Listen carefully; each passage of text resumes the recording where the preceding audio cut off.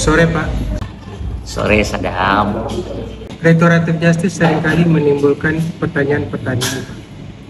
Misalnya bagaimana upaya mengimplementasikan restoratif justice dalam sistem peradilan pidana dan upaya pencegahannya.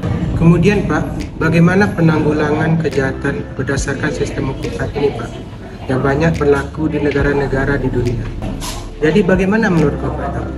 Menjawab pertanyaan Sadam, terlebih dahulu perlu kita pahami istilah restoratif justice atau keadilan restoratif, atau yang kita singkat dengan sebutan RJ, di mana yang diperkenalkan oleh Almir Eklas, Randy Barnett, dan Neil Christie pada tahun 1977, di mana adanya kekrisisan yang terjadi di dalam sistem peradilan kita, sehingga kemudian perlu ada paradigma alternatif yang secara mendasar dapat menggantikan paradigma hukuman itu.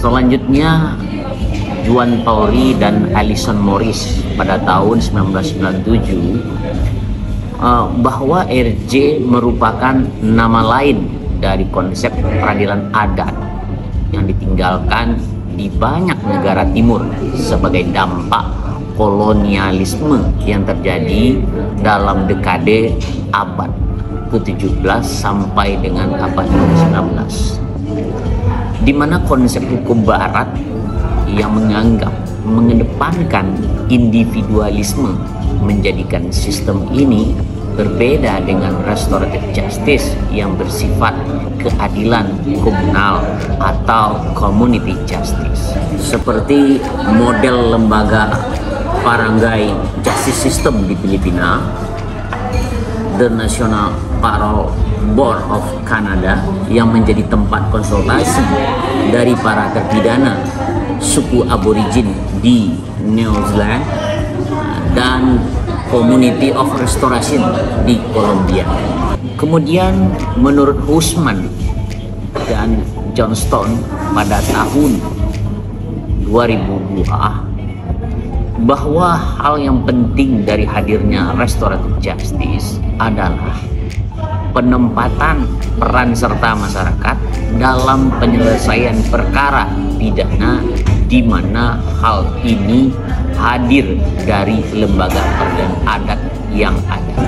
Menurut Punanto pada tahun 1998 dan Eva Ahjani Sulfa pada tahun 2009 mengatakan non-advisory atau seringkali diistilahkan dalam bahasa awam dilapatnamkan menjadi istilah yang berkonotasi negatif, di mana isu suap kepada petugas dalam penyelesaian perkara pidana menjadi dominan.